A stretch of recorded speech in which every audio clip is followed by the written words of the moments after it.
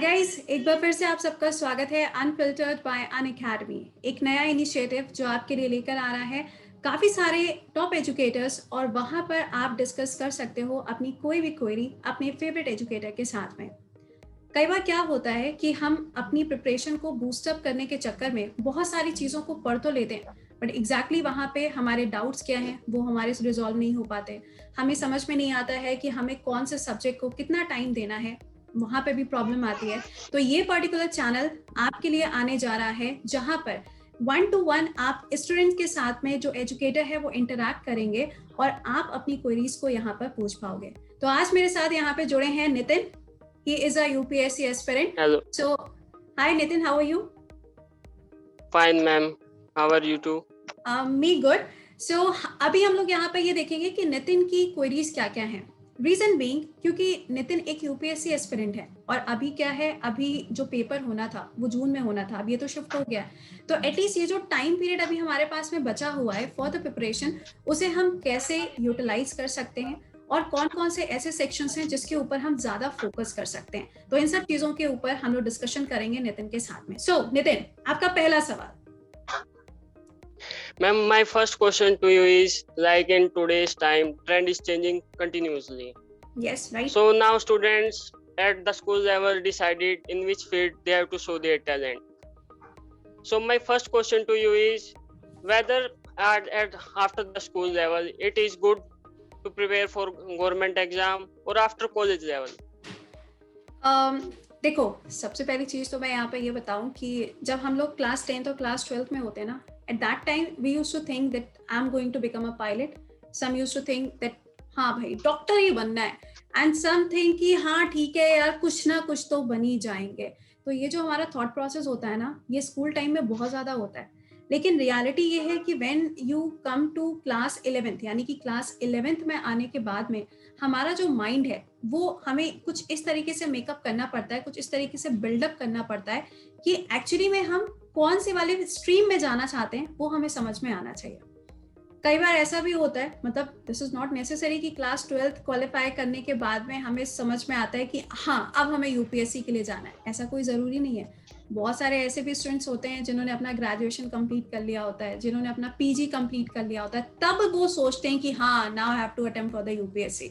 तो ऐसा कुछ नहीं है। हाँ बिल्कुल सही है, पैटर्न चेंज हो रहा है, एंड यूपीएससी तो आप उसे समझ ही नहीं सकते हो। अगर पहले ही से समझ में आ जाए तो शायद पेपर ही आउट हो जाए। तो यूपीएससी इज समथिंग कि वो हर साल कुछ ना कुछ नया लेकर आता है। फॉर एग्जाम्पल, जैसे कि 2019 में आपने अगर पेपर देखा हो तो कंप्लीटली पॉलिटी बेस्ड पेपर था, maximum question from the polity. 2020 का पेपर अगर आपने देखा हो तो कंप्लीट पेपर करंट अफेयर के बेसिस पे था, लेकिन उसके अंदर उन्होंने कहीं पर भी कोई स्कीम नहीं पूछी थी। वहीं 2018 में पूरा पेपर जो था वो स्कीम बेस्ड था। तो वो चेंज होता रहता है, बस हमें यहाँ पे अपना जो माइंड है ना वो उसको उस तरीके से मेकअप करके रखना है कि हाँ कभी भी कोई भी चीज सडन हो सकती है और हमें उसके लिए तैयार रहना पड़ेगा। Alright Nitin. Okay, yes ma'am, exactly correct. Ma'am, आज के टाइम में स्टूडेंट्स पे बहुत प्रेशर रहता है कि एग्जाम से पहले and after exam also the parents pressure, the society pressure and the result pressure. So इतने सारे प्रेशर्स को हैंडल कैसे करना चाहिए, है ना? Yes ma'am. एस्पिरेंट देखी है? यस मैम, देखिए एस्पिरेंट। अच्छा, तो उसमें आपने संदीप भैया का रोल देखा होगा। जी मैम जी। तो उसमें संदीप भैया का रोल दिखाया गया है कि उन्होंने अपनी लाइफ के 4 साल जो हैं वो डेडिकेट किए हैं यूपीएससी को। मेंस का पेपर उन्होंने कई बार लिखा, लेकिन उसके बाद में भी उनका जो फाइनल सिलेक्शन था वो नहीं हुआ, है ना? और आगे चल के फिर वो क्या बनते हैं, स्टेट पीएससी, राइट? तो देखो होता क्या है ना, लाइफ में जो प्रॉब्लम्स होती हैं वो प्रॉब्लम्स कभी खत्म नहीं होती। लाइफ में जो प्रेशर होता है वो कभी खत्म नहीं होगा। क्लास 10th में होगे तो बोर्ड के एग्जाम का प्रेशर है, क्लास 12th में होगे बोर्ड के एग्जाम का प्रेशर है, वहां से बाहर निकल के आते हो फिर उसके बाद में प्रेशर ये है कि पता नहीं फेवरेट वाला कॉलेज मिलेगा कि नहीं मिलेगा, और गलती से मिल भी गया और उसमें अगर बैक लग गई तो घर वालों का डबल प्रेशर है ना? तो ये ऐसी चीज नहीं है जिसे हम अपनी लाइफ से निकाल सकते हैं। और अगर आप यूपीएससी एस्पिरेंट हैं तब तो आपको इसकी आदत डाल लेनी चाहिए, क्योंकि इसके बिना तो लाइफ में कुछ पॉसिबल ही नहीं है। हर एक जगह पर आप बिल्कुल हर स्टेज पे आपको कोई ना कोई ऐसा पर्सन मिलेगा आपको जिसके अंडर में काम करना ही पड़ेगा, राइट तो जब आप किसी के अंडर में काम कर रहे हो तो उस पर्टिकुलर कंडीशन में आपका जो दिमाग होना चाहिए ना वो बिल्कुल कूल होना चाहिए, क्योंकि कई बार क्या होता है हम चीजों को सोचते कुछ और है और वो काम हो कुछ और जाता है। क्यों? क्योंकि हम उस चीज को बैलेंस नहीं कर पाए। कहते हैं ना कि प्लान बी होना चाहिए, क्योंकि वो लाइफ में एक बैलेंस लेकर आता है। तो वो जो बैलेंस है वो बैलेंस हमारी लाइफ के अंदर बहुत ज्यादा मैटर करता है। तो एक हमारी सोच और साथ में उसे हमें कैसे बैलेंस करना है, ये चीजें प्रेशर को कम करने में काफी ज्यादा हेल्पफुल होती है। Yes. Nitin, over to you. Yes, ma'am. My next question to you is, like in today's time, the exam pattern is changing. Like in UPSC and in SSC also, CET is coming. So ma'am जो पुराने students हैं जो काफी time से prepare कर रहे हैं, तो मैम वो कैसे इसको हैंडल कर पाए? आई मीन टू से न्यू पैटर्न के साथ कैसे एडजस्ट कर पाएंगे? न्यू पैटर्न देखो, एसएससी, रेलवे या फिर अगर हम बैंकिंग की बात करते हैं तो वो तो अब एक सेम पैटर्न हो जाएगा, उसके बारे में तो कुछ कहना ही नहीं है, क्योंकि वो जीके का पार्ट है। जीके आपकी नॉर्मल अगर आपको आती है तो यू कैन हैंडल दैट, उसमें कुछ ऐसा नहीं है। हाँ, यूपीएससी या अगर आप स्टेट पीएससी की बात करोगे तो वहां पे चीजें जो है वो चेंज होती जा रही हैं। जैसे कि फॉर एग्जाम्पल जब हम सीसैट का पेपर देखते हैं तो सीसैट में कभी कभी ऐसा होता है कि डिसीजन मेकिंग ज्यादा आ गई। कई बार ऐसा होता है कि नंबर ऑफ पैसेज 21, 22 सिर्फ पैसेज ही उन्होंने दे दिए, मतलब इंग्लिश के पैराग्राफ ही भर दिए उन्होंने पूरे पेपर में। आप पूछेंगे बताओ इसका टाइटल क्या होगा, इसका कंक्लूजन क्या होगा। तो दिस चेंजेस, ये चीजें आपके लिए चेंज होती रहेंगी। अब सपोज करो कि कोई नया स्टूडेंट है, मतलब मान लो कि कोई बिगनर है, उसने पहली बार पढ़ाई शुरू करी है अपनी, राइट। मान लो कि अभी सपोजिंगली उसने लास्ट ईयर अपना ग्रेजुएशन कंप्लीट किया और उसने प्लान आउट किया है कि वो अपना पहला अटेम्प्ट देगा। लेकिन पहला अटेम्प्ट देने के लिए सबसे ज्यादा जरूरी है कि पहले उसको प्रीवियस ईयर पेपर का आइडिया होना चाहिए। अगर उसने प्रीवियस ईयर पेपर्स नहीं देखे हैं तो उसे कुछ भी नहीं पता चलेगा, क्योंकि पेपर का पैटर्न चेंज होता है लेकिन पेपर नहीं चेंज हो जाता है। समझ रहे हो? क्वेश्चन का लेवल होगा but the syllabus will be the same. तो हमें ना यहाँ पे जब पुराने पेपर यानी कि 3 साल 4 साल पुराने जो पेपर्स होते हैं, जब हम उनके क्वेश्चंस निकालते हैं ना तो उसमें देखो क्वेश्चन सेम होगा, सिर्फ लैंग्वेज डिफरेंट होगी। कभी भी उठा के कोई भी क्वेश्चन देख लो, जैसे कि इन्होंने अभी last to last year question पूछा था, एक राज्यसभा के ऊपर सवाल था, या फंडामेंटल राइट्स के ऊपर सवाल था, या वोटिंग राइट के ऊपर सवाल था। तो ये सारे क्वेश्चन होते एक जैसे हैं, सिर्फ उनका जो पैटर्न है, उनकी जो लैंग्वेज है वो चेंज हो जाती है। तो द थिंक जो आपको यहाँ पे समझनी है वो ये है कि जब भी आप किसी भी एग्जाम की तैयारी शुरू करते हो, एनी फील्ड, तो सबसे ज्यादा जरूरी है कि आपको उसका प्रॉपर सिलेबस पता होना चाहिए कि कौन सी जगह पे आपको कौन सी चीज प्रॉपरली मिलेगी। जैसे कि फॉर एग्जांपल जब हम लोग अनअकैडमी पे नया कोई भी पेड बैच शुरू होता है ना, तो उस पेड बैच में आप देखते होंगे कि एजुकेटर सबसे पहला क्लास जो लेता है वो इंट्रोडक्शन होता है। क्यों? ताकि वो आपको बता सके कि जो आपका सिलेबस है उसमें कौन कौन सी ऐसी चीजें हैं जो आपके एग्जाम के पर्सपेक्टिव से इम्पोर्टेंट है। क्योंकि किताब तो वो इतनी मोटी होगी लेकिन उसमें से पढ़ना क्या है ये मालूम होना चाहिए। Okay, yes ma'am, exact. पढ़ लोगे, डीडी बासु पढ़ लोगे, आपने लाइक पब्लिक एडमिनिस्ट्रेशन की किताब उठा ली, इंडिया ईयर बुक उठा ली, बट इसमें से कौन से पेपर ऐसे हैं या कौन से ऐसे पेजेस हैं जो आपके लिए इम्पोर्टेंट है, वो कौन बताएगा? वो आपको तभी पता चलेगा जब आपने प्रॉपरली एजुकेटर की बात को सुना होगा या फिर आपने प्रीवियस ईयर पेपर को देखा होगा, तभी ये सारी चीजें आपके लिए सॉर्ट आउट हो सकती हैं। तो इसीलिए जब भी कोई भी बैचेस स्टार्ट होते हैं तो हमेशा एक इंट्रोडक्शन क्लास रखा जाता है ताकि आपकी चीजों को रिजॉल्व किया जा सके। Alright, yes Nitin, your next question. Ma'am, like कुछ स्टूडेंट्स होते हैं कि वो एग्जाम की तैयारी करते हैं, like any exam, SSC, railway और यूपीएससी, वो उनका फर्स्ट अटेम्प्ट नहीं निकलता, सेकंड नहीं निकलता, तो वो बहुत लो फील करते हैं। तो मैम ऐसे में ऊपर कैसे उठा जाए? आई मीन टू से कि दोबारा अपने आप को कैसे हमेशा मोटिवेटेड कैसे रहा जाए? जी मैम, है ना। देखो, अगर ये चीज आप किसी और से पूछने चाहोगे तो वो आपको ये कहेगा एक काम करो, मोटिवेशनल वीडियो देख लो। तो थोड़ी देर हम लोग जाएंगे, एस्पिरेंट वाली सीरीज ओपन करेंगे, अरे वाह वाह ये तो बड़ा अच्छा फील आया, और आखिरी में उसको फिर से यूपीएससी में अटेम्प्ट देने का मौका मिल गया, वाह, ये सबसे ज्यादा मोटिवेटेड चीज थी। लेकिन रियलिटी ये होती है कि मोटिवेशन किसी को देख के नहीं आता। मोटिवेशन अगर आपको किसी को देख के आ भी रहा है तो वो कुछ घंटों के लिए रहता है। That is not long lasting. वो कभी भी ऐसा नहीं है कि वो लॉन्ग लास्टिंग हो जाएगा कि हाँ ठीक है अब ये मेरे लिए जीवन भर के लिए हो गया, ऐसा नहीं होता है। देखो हम एजुकेटर्स का काम ये होता है कि आप लोगों को हमेशा मोटिवेटेड रखें। तो इसी के लिए अगर आप देखते हैं ना, कई बार ऐसा होता है कि टेस्ट सीरीज आपके लिए आती है, या आपने देखा है यूपीएससी कॉम्बैक्ट आपके लिए आता है। तो ये सब क्यों ऑर्गेनाइज किया जाता है? ये इसीलिए ऑर्गेनाइज किए जाते हैं, ये इसीलिए आपके लिए शेड्यूल किए जाते हैं कि आपने जो भी चीजें पढ़ी हैं, आप कहाँ स्टैंड कर रहे हो, पहले आप उस चीज को समझो। आपने उस चीज को समझ लिया, ठीक है, आपके 100 में से 10 नंबर आए, ओ माय गॉड मैम अब क्या होगा, अब तो 10 नंबर आए, अब कैसे लाइफ चलेगी, घर वाले अलग सुनाएंगे, एजुकेटर अलग सुनाएगा, पेड बैच में जाएंगे तो क्या मुंह लेके जाएंगे, क्योंकि वहां पे लिस्ट भी आई होगी, उसमें नाम भी आया होगा, बड़ी प्रॉब्लम है। लेकिन रियलिटी देखो ये है कि आप अपने आप को जज करने जा रहे हो। और लाइफ में हमेशा याद रखिएगा कि अगर आपको कोई चीज अचीव करनी है तो लाइफ में कंपैरिजन करना बंद कर दो। कंपैरिजन सबसे बुरी चीज है, कभी भी किसी के साथ में खुद को कंपेयर मत करो। जस्ट कंपेयर, जो आप चीजों को करोगे वो अपने आप को अपने प्रीवियस वाले टारगेट के साथ में करो, चीजें अपने आप नॉर्मलाइज हो जाएंगी। सबके साथ में होता है, हो सकता है कि मैं भी टेस्ट दूं तो मे भी मेरे से 50 नंबर आए, बट आपको पता है ना कि हम करंट पढ़ाते हैं तो करंट अफेयर्स है तो मेरे 50 नंबर क्यों आने भाई, 100 में से 100 आने में चाहिए थे, मुझे केवीसी का हर सवाल आना चाहिए था, क्यों नहीं आ रहा है? तो दिस इज समथिंग कि हाँ ठीक है चीजें होती हैं, बट अगर इतना ज्यादा डिमोटिवेटेड हो गए तो कुछ नहीं हो सकता। Motivation is a internal feeling जो आपको खुद से मोटिवेट रखेगी। बस ये सोच लो ना कि हाँ मैंने कुछ सोचा था and I have to achieve, खत्म बात। यू हैव टू अचीव मतलब यू हैव टू, फिर वहां पे इफ बट ये सारे शब्दों का यूज नहीं करना है, वहां पे आपको भूल जाना है कि आपको इंग्लिश भी आती है, खत्म।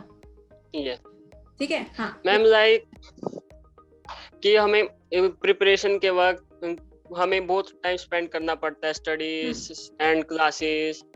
तो ma'am, if a student have some hobbies like reading books or surfing net or playing games, like me also, I'm very much interested in reading history books. तो मैम इनको कैसे एक्सप्लोर किया जाए साथ के साथ? देखो सबसे पहली चीज तो ये है कि हॉबी सबकी होती है ना। मेरा भी बड़ा मन करता है कि चलो ठीक है, नंबर ऑफ क्लासेस इतने सारे हैं तो कहीं ना कहीं मैं भी सोचती हूँ थोड़ा सा टाइम निकाल लिया जाए कि ठीक है थोड़ा कुकिंग कर लिया जाए, कुछ अच्छा खा लिया जाए।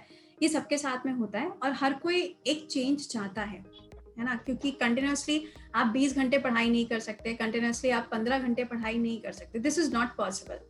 तो देखो होता क्या है ना कि जब आप रिवीजन की बात करते हो तो रिवीजन के लिए तो ऑब्वियसली बात है कि आप जिस भी एजुकेटर को अनअकैडमी पे फॉलो करते हो वो आपका प्रॉपर रिवीजन खुद ही कराता है। जैसे कि हम लोग के स्पेशल क्लासेस होते हैं। अब ये स्पेशल क्लासेस क्यों रखे जाते हैं? Special classes is just like your mock test. Mock test ही तो होता है ना कि आपने क्या पढ़ा है, आपको वो आंसर आता है कि नहीं आता है, तो वो आपका मॉक टेस्ट हो गया। तो रिवीजन के लिए आपने क्या किया, आपने अपना 1 घंटा एजुकेटर के साथ फिक्स कर दिया कि हाँ इस टाइम पे मुझे ये चीज रिवाइज करनी है, तो 1 घंटा तो उधर चला गया, बचा आपका बाकी का शेड्यूल। अब ऐसा तो पॉसिबल नहीं है कि आप 3 घंटे 4 घंटे 5 घंटे लगातार पढ़ सकते हो, या मैं तो नहीं पढ़ सकती। पढ़ सकते no ma'am, it is not possible. नहीं पढ़ सकते। तो क्या होता है 2 घंटे के बाद में या फिर 3 घंटे के बाद में जब भी आपको लगे कि हाँ आई नीड अ ब्रेक, तो उस ब्रेक के साथ में आप क्या कर सकते हो, थोड़ा सा टाइम निकाल के हाफ एन आवर 45 मिनट्स आप स्पेंड कर सकते हो अपनी हॉबीज के लिए। हाँ लेकिन ये पॉसिबल नहीं है कि आप हर 3 घंटे पे हर 4 घंटे पे ऐसे करो, दिस इज नॉट पॉसिबल। और अगर आप अपनी हॉबीज को ही नहीं फॉलो कर पा रहे हो तो फिर यार लाइफ में आप कुछ नहीं कर रहे हो, समझ रहे हो, लाइफ में आप कुछ नहीं कर रहे हो। तो दिन भर में बहुत ज्यादा जरूरी होता है कि जो चीजें आपको पसंद हैं, हो सकता है आपको इंस्टा पे डिफरेंट पोस्ट को चेक करना अच्छा लगता हो सकता है आपको यूट्यूब पे डिफरेंट वीडियोस को चेक करना अच्छा लगता हो, एनीथिंग, कुछ भी हो सकता है, बट उसके लिए आपको अपने शेड्यूल में से, क्योंकि यूपीएससी इज नॉट समथिंग कि आप 2 घंटे पढ़ के एग्जाम को क्रैक कर लोगे, ऐसा तो पॉसिबल नहीं है। और आप ये सोचो कि एग्जाम से 1 महीने पहले मैं 20 घंटे पढ़ लूंगा एग्जाम क्रैक हो जाएगा, ऐसा भी पॉसिबल नहीं है। तो आपको ना एक प्रॉपर कंटिन्यूटी चाहिए और एक पैशन के साथ में आपको पढ़ाई करनी पड़ती है। कहते हैं ना जस्ट बी पैशनेट, तो ये जो पैशन है आपके अंदर वो हमेशा मेंटेन रहना चाहिए। तो आप पूरे दिन भर में हाफ एन आवर 45 मिनट्स हमेशा निकालो, उस टाइम को हमेशा निकालो, कहीं से भी किसी भी शेड्यूल में से चोरी करके लेके आओ, बट वो काम आपको करना है, समझ गए? तो दिस इज वेरी इंपॉर्टेंट कि आप अपनी हॉबी को भी साथ ही साथ में फॉलो करते रहिए। हाँ जी, नेक्स्ट क्वेश्चन। मैम, आज के टाइम पे जैसे बहुत होते हैं कि भाई डिस्ट्रक्शंस होते हैं, लाइक थ्रू मोबाइल्स और through internet or through any ways, like me hmm, also, when I use phone or any social media, Instagram, Facebook, I spend बहुत सारे यहाँ पे little bit much distractions time. होते हैं. Yes, I agree. Tension ना लो, हो सकता है व्हाट्सएप बंद ही हो जाए, क्योंकि व्हाट्सएप की नई वाली पॉलिसी अगर हमने फॉलो कर ली तो फिर दिक्कत हो जाएगी. खैर कोई बात ना, जो है वो चलते रहेंगे, jokes apart. Well, the thing is, exactly, distractions बहुत सारे होते हैं. फेसबुक है, व्हाट्सएप है, इंस्टाग्राम है, नॉर्मल मैसेजेस आना, बीच पे फोन का कॉल आ जाना, मतलब किसी भी फ्रेंड का कॉल आ जाना, या फिर कई बार वीडियो कॉल आ जाना, बड़े सारे डिस्ट्रैक्शंस हैं, है ना. सबकी लाइफ में होते हैं, सबकी लाइफ में होते हैं. हम लोग, जैसे कि हम लोग की भी Yes, टीम है, तो exactly. हम लोग की टीम भी कॉल करती है ना. तो हम लोग क्या करते हैं, पहले उनको मैसेज ड्रॉप करेंगे कि विल कॉल यू बैक. ऐसा क्यों करते हैं? क्योंकि अभी हम लोग कहीं पर बिजी हैं, अभी हम कहीं पर बिजी हैं. तो ये चीज आपको समझनी पड़ेगी. डिस्ट्रैक्शंस हर जगह पे होते हैं, लेकिन उन डिस्ट्रैक्शंस को किनारे कैसे किया जाता है ये आपको सीखना पड़ेगा. क्योंकि दोस्ती यारी खत्म कर देना इज नॉट द कंक्लूजन. किसी भी चीज को आप खत्म करने के लिए बैठोगे तो वो चीजें भी अच्छी नहीं होती. दोस्त नहीं होंगे तो बातें किससे करोगे? कोई ना कोई तो दोस्त भी होना चाहिए. तो डिस्ट्रैक्शंस होते हैं, Yes, डेफिनेटली डिस्ट्रैक्शंस होते हैं. बट वही चीज है कि जब आपने अपना जो शेड्यूल करके रखा हुआ है, फॉर एग्जाम्पल, जैसे कि हम एग्जाम्पल की बात करें, कई बार आपने देखा होगा कि when you are the student of paid batch, अगर मान लीजिए आप पेड बैच में हैं, तो आपने देखा होगा कि प्रॉपरली आपको एक शेड्यूल दिया जाता है कि दिस इज अ शेड्यूल, आपको ये इस टाइम पे आपके क्लासेस रहेंगे. तो दिस इज फिक्स. ये क्या है? फिक्स टाइम है कि आपके पूरे दिन भर में 5 से 6 घंटे की क्लास हो रही है, राइट. अब 5 से 6 घंटे क्लासेस होने के बाद में आपको सेल्फ स्टडी भी तो करनी है. वो कब होगी? तो उस सेल्फ स्टडी का शेड्यूल आपने भी बनाया होगा. चलो ठीक है, 5 घंटे और हो गए, तो 11 घंटे का शेड्यूल हमारा बना है. कसम खा लो कि उस टाइम पे किसी का भी फोन आ जाए, मुझे फोन की तरफ देखना भी नहीं है, बात खत्म. उसके बाद में कोई भी डिस्ट्रैक्शन दुनिया का तुमको हिला नहीं सकता. सिर्फ इस चीज को आपको दिमाग में बैठाना है, और अगर आपने उसको दिमाग में बैठा लिया तो बेटा रियलिटी यही है कि कोई फिर कुछ नहीं कर सकता. हाँ, फिर उसमें आता है ना अगला वाला क्लॉज, अगर घर पे मम्मी ने बुला लिया देन व्हाट. वहां तो फिर मैम कोई भी एक्ट, कोई भी लॉ, कोई भी आर्टिकल काम नहीं करता है, चाहे हमने कितनी भी पॉलिटी पढ़ के क्यों ना रखी हो, है ना. तो खैर वो चीजें तो हमारे पेरेंट्स भी समझते हैं कि अगर बच्चा पढ़ाई कर रहा है तो उस टाइम पर उसको डिस्टर्ब नहीं किया जाएगा. तो ये चीजें तो हर घर के अंदर होती है. This is not only you, सबके घर में होती है. कुछ ना कुछ लगा ही रहता है, कभी ये काम कभी वो काम. बट हाँ, अभी जो लॉकडाउन भी चल रहा है तो हम इस टाइम को बहुत ही प्रॉपरली यूज कर सकते हैं, क्योंकि एग्जाम तो अभी अक्टूबर में गया, टाइम हमारे yes, पास ma'am. सफिशिएंट है. क्योंकि अभी मई चल रहा है, तो मई से अक्टूबर तक में काफी टाइम है. तो इसको आराम से अपना शेड्यूल बनाओ. शेड्यूल में भी कई बार होता है, सुबह बनता है, शाम में खत्म हो जाता है, अगले दिन तक हमारा नया वाला शेड्यूल बन के आ जाता है. ये भी होता है हमारे साथ में. लेकिन जब तक हम उसको फॉलो करना नहीं शुरू करेंगे, जब तक हम ये नहीं सोचेंगे कि हाँ this is what I want, तब तक वो चीजें कभी नहीं होंगी. कभी हमें दूसरे को देख के पढ़ाई करना थोड़ी ना शुरू करना है. दूसरा डॉक्टर है तो हमें थोड़ी ना डॉक्टर बनना है, हमारा तो रास्ता दूसरा है ना. तो बस कंपैरिजन खत्म करो. कौन क्या कर रहा है हमें उससे मतलब नहीं है. Just be focused towards your goal. वही आपको यहाँ पे चीजों को अचीव करने में हेल्प करेगा. That's the only thing. बाकी दुनिया में कोई ऐसी चीज नहीं बनी है. Okay, Yes. Next question. Ma'am, my next question to you is, like, in UPSC or in SSC, we have many subjects. In SSC, we have 4 to 5 subjects, and in UPSC, much more than. So, if a student is weak in 1 or 2 subjects, then how to cover this gap in another subjects? So, we have to achieve the maximum marks in another.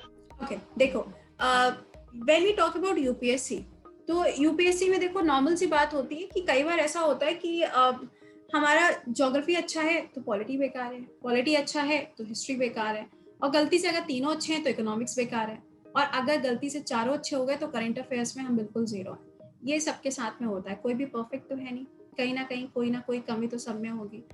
तो होता क्या है ना, अगर आप UPSC के exam में ये सोच के जा रहे हैं कि मैं पेपर में जाके पॉलिटी में 100% करके आऊँगा, ज्योग्राफी में 100% करके आऊँगा, और बाकी जो सब्जेक्ट मुझे नहीं आते हैं वहाँ पे अगर मैं ज़ीरो हो जाऊँगा तो भी काम चल जाएगा, तो ये हमारी बहुत बड़ी गलतफहमी है.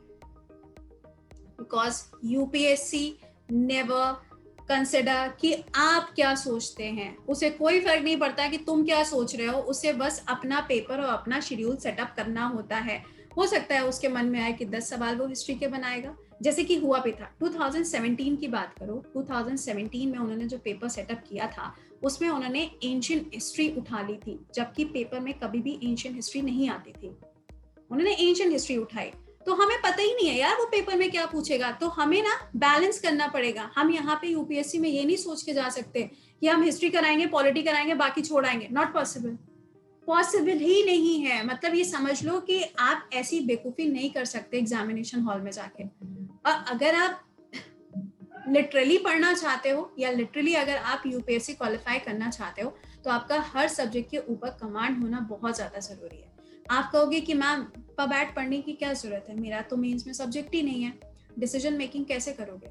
डिसीजन मेकिंग की कोई किताब थोड़ी ना आती है, क्या करो? यस पब्लिक एडमिनिस्ट्रेशन आना चाहिए ना।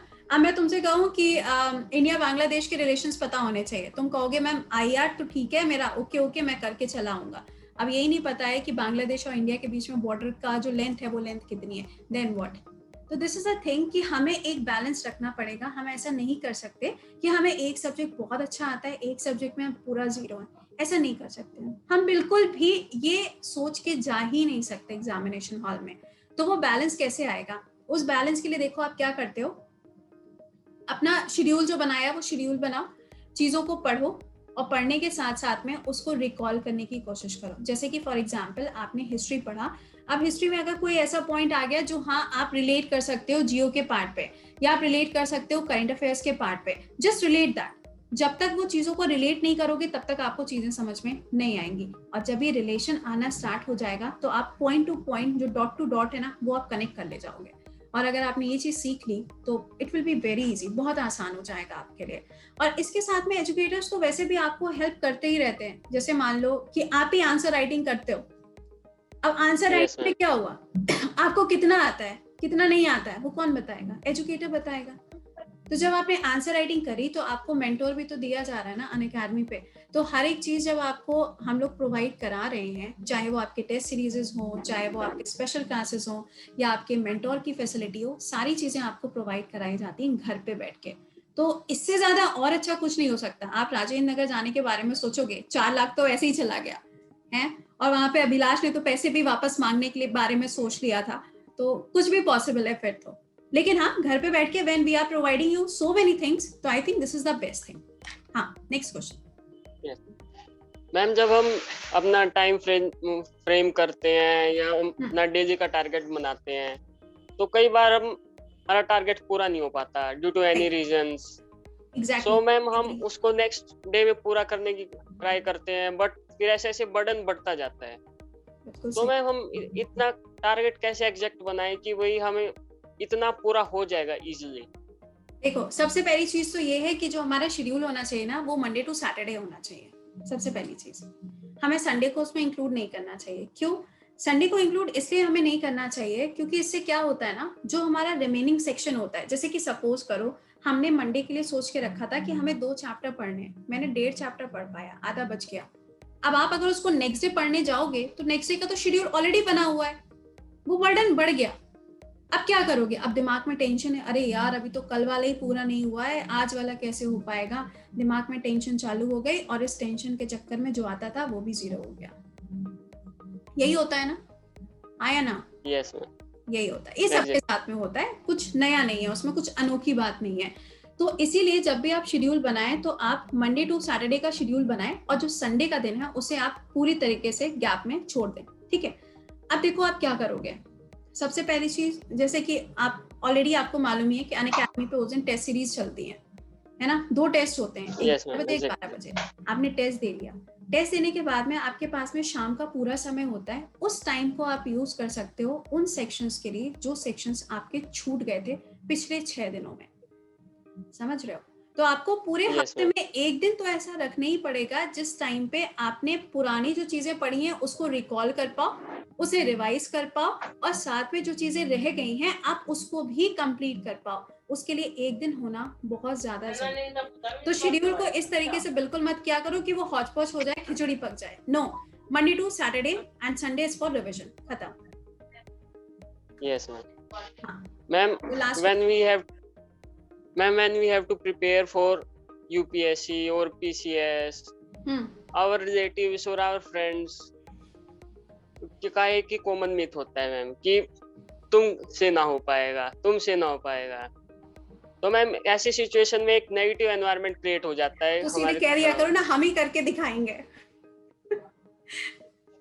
Yes ma'am. हाँ, तो एक नेगेटिव एनवायरनमेंट क्रिएट हो जाता है. बिल्कुल सही बात है. अब देखो, ये एक ऐसी सिचुएशन होती है जो सबके सामने आती है ना. और ऐसा भी नहीं है कि आप इस सिचुएशन से भाग सकते हो. ऐसा तो आप कर नहीं सकते हो. कहीं ना कहीं तो आपको फेस करना ही पड़ेगा. कई बार ऐसा भी होता है कि हम लोग शादियों में जाना छोड़ देते हैं, दूसरे की शादी में, कि वहां पे अगर हमारा कोई रिलेटिव मिल गया तो वो हमसे पूछ लेगा, और भाई क्या चल रहा है लाइफ में. बस कहानी वहीं खत्म हो जाएगी. फिर खाना गया किनारे और हमें वहां से निकलना पड़ जाएगा, है ना. ये सबके साथ में होता है. तो देखो, जो चीजें वही है ना कि घुमा फिरा के हमें मेंटली स्ट्रांग रहना पड़ेगा. जब तक हम अपने आप को मेंटली स्ट्रांग नहीं रखेंगे, तब तक चीजें हमारे लिए उतनी ही बुरी होती चली जाएंगी. फॉर एग्जाम्पल, कई बार ऐसा भी होता है कि कुछ टाइम बाद हमारे पेरेंट्स भी कहना शुरू कर देते हैं, यार just go with plan B. एक काम कर यार, अब लाइफ में कुछ और करने के बारे में सोचो, तुमसे ये एग्जाम जो है वो क्वालिफाई हो नहीं पाएगा. होता है कि नहीं होता है? पेरेंट्स भी कई बार ऐसा सोचने लगते हैं. अच्छा ठीक है, बिल्कुल सही बात है. लेकिन पता है, ये यकीन आप उनको कब दिलाओगे? जब आप दिखाओगे कि हाँ, यू हैव द कैपेबिलिटी, आप में वो क्षमता है कि आप इस एग्जाम को क्वालिफाई कर सकते हो. और एग्जाम क्वालिफाई होना ना क्वालिफाई होना is a part of life. जान थोड़ी ना दे देगा कोई कि अगर एग्जाम क्वालिफाई नहीं हुआ. हमारे पास में फिर प्लान बी का ऑप्शन तो हमेशा तैयार रहता है ना. प्लान बी तो हमको सिखा दिया, that is for the balancing of the life. Simple. तो प्लान बी तो हमारे पास में है, लेकिन कई बार क्या होता है ना, प्लान बी के चक्कर में हमारा जो प्लान ए है, हम वहां से डिस्ट्रैक्ट हो जाते हैं. हमें लगता है कोई बात नहीं, अगर ये एग्जाम नहीं हो रहा है तो हमारा प्लान बी रेडी है. तो प्लान बी ना तब आना चाहिए जब हमारे पास में चीजें पूरी तरीके से खत्म हो जाएं. पेरेंट्स को यकीन जब तक आप नहीं दिलाओगे, तब तक उनको वैसे भी यकीन नहीं होता है, चाहे कोई भी बात क्यों ना हो. और जहां तक पड़ोसियों का सवाल है, रिलेटिव्स का सवाल है, लेट देम. कहते हैं ना, कुछ तो लोग कहेंगे, लोगों का काम है कहना, तो लेट इट बी. कोई फर्क नहीं पड़ता, लोगों को कहने दीजिए, उनका काम है कहना, है ना. लेकिन वही बात है कि अगर लोग कह रहे हैं तो फिर उसको हमें रॉन्ग भी प्रूफ करना है. एंड कैसे आप रॉन्ग प्रूफ करोगे? जब आप हार्ड वर्क करोगे, वो भी डबल, है ना. कई बार ऐसा होता है, अरे उनका बेटा तो देखो डॉक्टर बन गया, तुम कहाँ हो, तुम तो अभी यहीं पे रह गए, कुछ किया है तुमने लाइफ में? ये सुनने को मिलता है, राइट? होता है ना. और गलती से अगर फेस्टिवल हो और कॉल आ जाए, तब तो मतलब धमाका हो जाता है कि यार शिट, कॉल क्यों आ गया. तो ऐसी चीजें होती रहती हैं. लेकिन फिर भी आपको वही सिंपल सी बात है कि अपने दिमाग को उतना ज्यादा आप स्ट्रांग बना के रखो कि कोई कुछ भी कह रहा है उससे हमें कोई फर्क नहीं पड़ता. बट हाँ, what I want to achieve, I will achieve. Simple. आपको किसी को एक्सप्लेनेशन देने की जरूरत नहीं है. You need not to explain others. आपको दूसरों को नहीं समझाना है, आपको खुद को समझाना है कि आप कहाँ पर लैक कर रहे हो. उस चीज से आपको बाहर आना है. सिंपल सी बात है, उस चीज से बाहर आना है. कंपैरिजन खुद से करना है. चीजें आसपास क्या हो रही हैं, उन नेगेटिव चीजों में से पॉजिटिव चीजें कैसे आएंगी, वो आपको करना है. वो कोई दूसरा आपके लिए नहीं करेगा. आपके पीछे हमेशा एक मेंटोर जरूर खड़ा है, जो आपको अनअकैडमी के साइड से दिया जाता है कि हाँ, दिस इज योर मेंटोर. लेकिन वो भी आपके लिए हेल्प तभी करेगा जब आप एफर्ट करोगे. आप आंसर नहीं लिखोगे तो मैं आंसर चेक करने के लिए आपके घर थोड़ी ना आऊंगी कि Nitin, have you written the answer? Not possible. वो आपको मुझे पिन करना पड़ेगा, ma'am check this answer, ma'am check this answer. हाँ, कई बार ऐसा होता है एजुकेटर फ्री नहीं होता, बट हाँ, उसके बाद भी वो वीकेंड्स पे आपके लिए टाइम निकालता है. तो this is what we are providing you. चाहे वो कंटेंट के पार्ट पे हो, चाहे वो शेड्यूल के पार्ट पे हो, एनीथिंग, है ना. बस आपको क्या करना है, आपको उन सब चीजों को साथ में फॉलो करना है और अपना एक अच्छा सा शेड्यूल बना के आपको फॉलो करना है. Definitely that is going to help you out. Alright, so I think तुम्हारे सारे क्वेश्चंस के आंसर मैंने कर दिए होंगे. और होपफुली मैं ये करूंगी कि इन सब चीजों को सुनने के बाद में बाकी स्टूडेंट भी थोड़ा सा इंस्पायर होंगे और अपने शेड्यूल को उसी तरीके से बनाएंगे जिस तरीके से उनको थोड़ा सा कंफर्टेबल लगे और उनको ऐसा फील ना आए कि हाँ, ये भी पढ़ना है, वो भी पढ़ना है, और इन सब के चक्कर में जो आता है हम उसको भी गवा देते हैं. तो ऐसा बिल्कुल भी मत करिएगा. हाँ, Unacademy is always with you.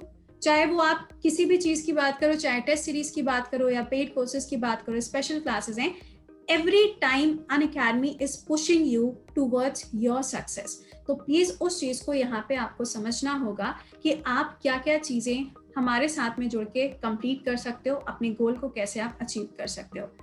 Nitin, your last message to the students, क्योंकि मैं पहले ये कहना चाहूंगी कि जितने भी स्टूडेंट इस सेशन को देख रहे हैं, प्लीज इस चैनल को सब्सक्राइब जरूर कर लीजिएगा। रीजन बीइंग क्योंकि आज हमारे साथ में नितिन है, बाकी आप देखेंगे तो और भी टॉप एजुकेटर्स आपको यहाँ पे मिलेंगे, और नेक्स्ट टाइम मेरे साथ में एक और स्टूडेंट रहेंगे। मतलब हर हफ्ते आपको नए स्टूडेंट के साथ में 1-to-1 इंटरेक्शन मिलेगा।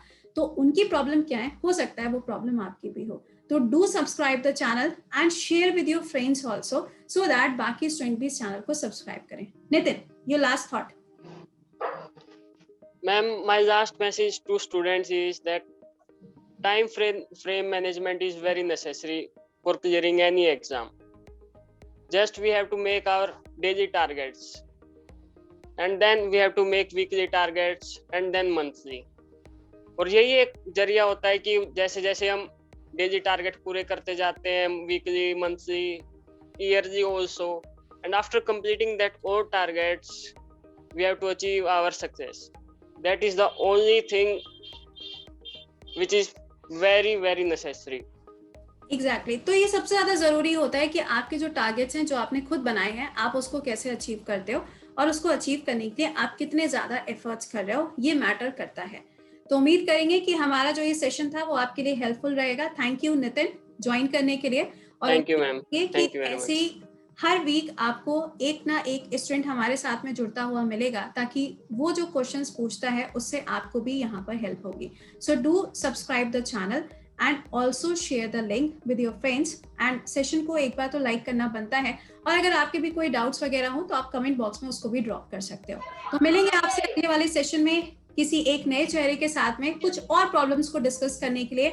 और अनअकैडमी आपको हर दिन काफी सारी फैसिलिटीज प्रोवाइड करता है, whether it's a test series, it's a daily basis questionnaires, weekly MCQs, या फिर आपका कॉम्बैक जो आपको स्कॉलरशिप देता है। आप इन सारी चीजों को पूरी तरीके से ऐसे समझ लो ना कि आपको जो अनअकैडमी वो पुश कर रहा है, सिर्फ धक्का दे रहा है, भाई चलो चलो पढ़ाई करनी है आपको। ये चीज जो है ना, ये बहुत कम ही लोग आपके साथ में करते हैं, या तो आपके पेरेंट्स करेंगे या आपके फेवरेट एजुकेटर्स आपके साथ में करते हैं। तो प्लीज अवेल दीज बेनिफिट्स।